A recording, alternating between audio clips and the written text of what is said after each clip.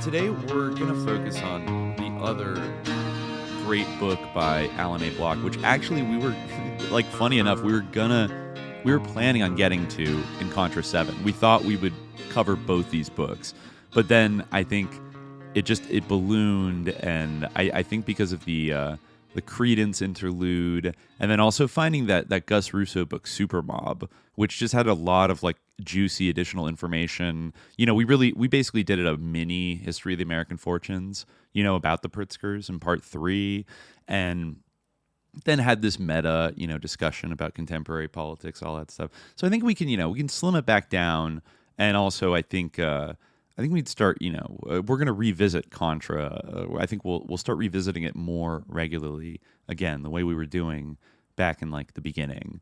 We don't need to take as big a break. And also, like, I want to keep this stuff kind of bouncing around in the back of my head, because a lot of this information is very valuable for the grand, interlock chart that we're mentally constructing. So this book, is gonna, we've been talking about Israel because that's very relevant right now. And, Israel pops up a fair amount in this book, but I would say the number one country that this book concerns is Russia, formerly known as the Union of Soviet Socialist Republics. And after all of this kind of stuff went on with Castle Bank in the 70s, and then after Bill Casey's, Great Crusade in the 1980s, we have, this counter-revolution that succeeds in the Soviet Union in the early 90s, right? We have the end of the Cold War. And basically this book, which has a pretty great title, All is Clouded by Desire, Global Banking, Money Laundering, and International Organized Crime, is an attempt by Alan A. Block and actually his co-author, Constance A. Weaver, to basically sketch out the orgy of white-collar and actually quite brutal mafia criminality that erupted across the former Eastern Bloc in the 1990s. And wouldn't you know it, quite a bit of the same cast of characters from the Castle Bank era were intimately involved in all of this, particularly in practicing the dark art of money laundering and offshore tax evasion and capital flight. I'm very fascinated by this question, and it's one of those grander SJ questions that I want us to develop some more clarity on over time. And I've always seen it as a very critical part of the eventual the long Contra series, which has no end. We could just keep doing it. It could be 20 Contras, there could be 30. There's a lot to kind of focus on. I like that we take a slightly different approach every time, at looking at this from a different angle to try to see if we can make some new connections. And I think we've generally broken a little bit of new ground in kind of this whole field of Iran-Contra studies, jumping off the work of legends Gary Webb and Robert Perry, Mae Brussel, and Alan A. Block, among others. But I think one thing that I always thought was a little bit missing, that there was something missing, to quote R.B. King, I think, in a lot of these really good books that are about, this whole period, whether it's Outlaw Bank or Alan A. Block's work, etc. And that's kind of, I hate to say it, but kind of anointed Marxist POV of all this stuff as it concerns the ultimate struggle that was kind of guiding all of these people's activities, which was the Cold War, right? I feel in a strange way there's an under-examination of the fall of the Soviet Union itself. And I think there's common stories that are told about how the Soviet Union collapsed. I think we got into that in Victory, where it was the neocons were all convinced that they could more they could collapse it, not that it just would, but all the liberal, responsible, serious, economists and political scientists of the 1980s kind of assumed the Soviet Union was just going to keep going. It wasn't going to go away. That's ridiculous, and it'd probably be too dangerous if it did. Look at all the nuclear weapons they have, right? It seemed like it was going to be this sort of intractable thing. And then there was this period where Gorby comes in, and suddenly the Soviet Union starts opening up and reforming its economy to experiment with capitalism. And 5 years later, it was all over in that short span of time. But a lot of these books, even Alan A. Block does it a little bit, kind of like isn't that interested like in this book, which is about like the sort of like what is perhaps like one of the greatest heists of the 20th century, like the theft of the collective wealth of the USSR by shady mafiosos and Western banks and these shadowy middlemen operators, often connected to intelligence. Like the amount of money that was sucked out of Russia and the amount of industries that were just taken over by like gangsters, and all that money, flooded back, to Western banks and places like the Bahamas. I mean, I view it as a massive crime, but it's usually not portrayed that way. It's usually portrayed as like, well, like they sucked because communism didn't work, and like, or Gorbachev like fumbled the bag a little bit, but then blah blah blah. It's kind of like seen as in some of these books.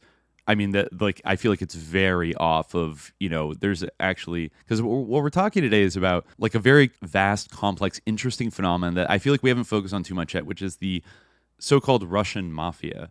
I think maybe in our Ukraine episode was the most maybe we talked about the Russian and like Ukrainian mafia, right? And they are a large force, but like you hear so many things about the Russian mafia that sometimes it's a little bit confusing, right?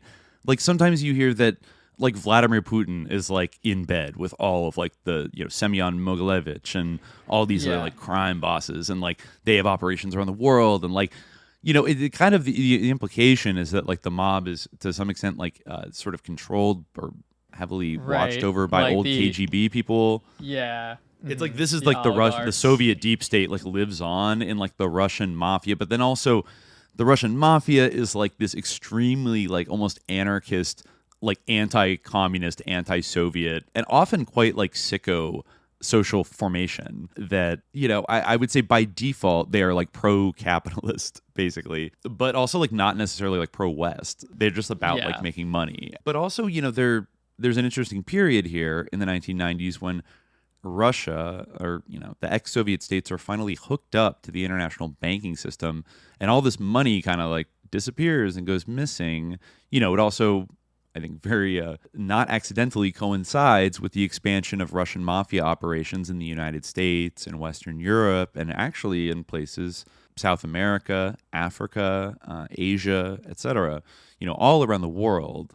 And there's a number of like very hysterical books. We might get to one in the kind of latter part of this, which is the Red Mafia. But there's another one called Comrade Criminal, which I wasn't able to get off archive because they like copyright flagged it. But I think all these books have a little bit of like a sensationalist, kind of the way that like some of the BCCI books talk about like this Muslim bank. Like it's like these Russians, like they love like the ways of crime, but they're also like smart, but they have no morals. And like they're, like the Italian mafia can't even keep up with how fucking brutal these guys are and stuff like that. Like it's very like playing it up and almost like still trafficking in a kind of lingering anti-Russian attitude like left over from the 80s kind of and then also blaming like, oh, why are they this way, because like they were all traumatized by like the evil Soviet system, or like the big canard is that Soviet society, the Soviet economy, Soviet society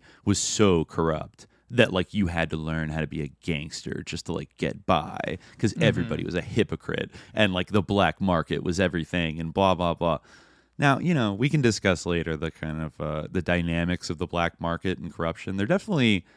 There was, but I think it's also like I take umbrage with the idea that, I don't know, that like it was a gangster state basically is like how these people are talking about exactly. it. And that there's not I think Russians would disagree. Like you could criticize the Soviet Union as a state, but like to say that was a gangster state and then like what followed in the 90s was what? A gangster state on steroids? Like that's what these authors are kind of implying, but it's like, no, it was a devolution into gangsterism from a command economy kind of state, socialist system, which of course it had developed its corrupt aspects, and you could go back to, I would probably go back to Khrushchev and to maybe a slightly lesser extent Brezhnev, but definitely Gorbachev as like maybe the three people that made poor decisions, poor tactical decisions in the building of socialism, that created conditions for corruption, but also a lot of outside shit going on too. We can't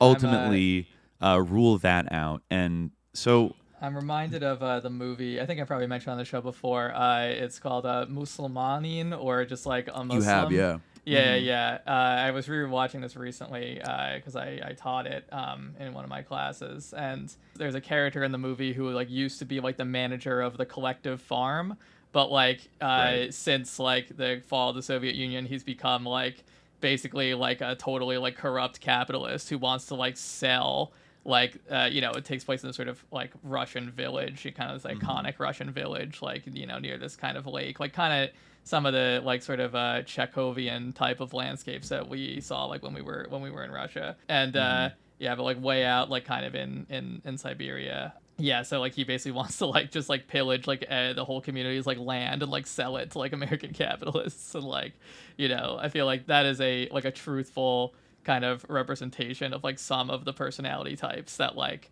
existed where like it, I guess, maybe the film is kind of arguing that there's like a degeneration in the Russian sort of spirit that like allowed the sort of vision of communism to fail, and then like the sort of hope, like it's kind of rebutting the hope of capitalism to like kind of bring the spiritual regeneration that some people like believe will come.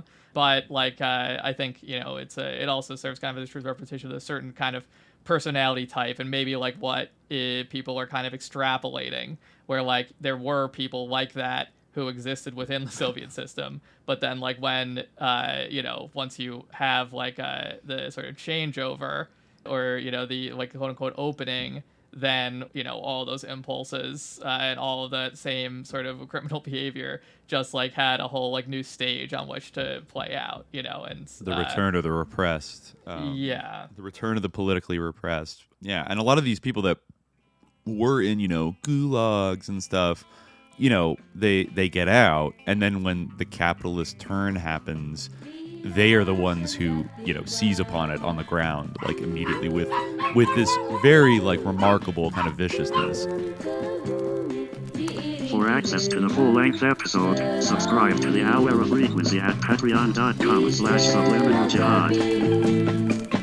Mandinya putri tujuh, gemercik bunyi, air dan semerbak mewangi. Hari sangat